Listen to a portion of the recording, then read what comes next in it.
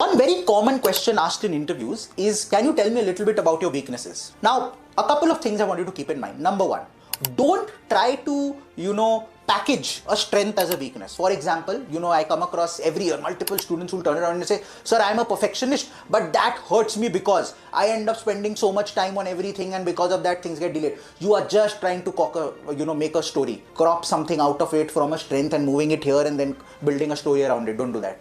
Don't do that at all. That is not something that they've asked for. Be very clear cut in terms of, shortcomings that you have. Don't shy away from it.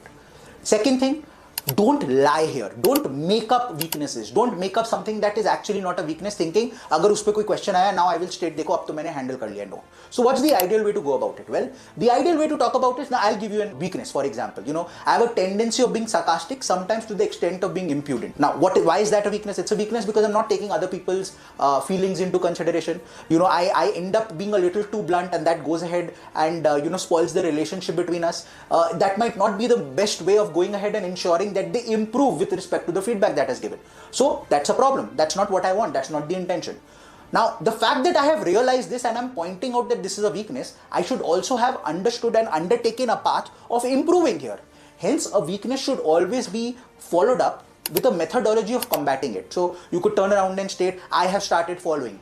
Each time, I become angry or I see that I am about to react, I take a deep sigh. For example, or I take a 5-minute break, I walk out of the room and then I come back, because that way then I will be a little bit more practical in the conversation rather than just being blunt. I will also be able to take other people's feelings into consideration when I'm going ahead and having that conversation. So this is an example of how you can go about it. So look at weaknesses wherein you know that you will categorically go ahead and showcase some sort of a shortcoming. Obviously it shouldn't be a shortcoming like, I am very poor at mathematics. Now, you obviously don't want to go ahead and do an MBA if you're very, very poor at math, right? That's not, or my analytical skills are very, very poor. You don't want something like that. So it should be a weakness, which is clear. My communication skills are probably not where they need to be. Okay, that's a shortcoming. How am I working on it? I started taking spoken English classes. Each conversation that I have at home or with my friends is always in English because I realize that that is where I need to improve.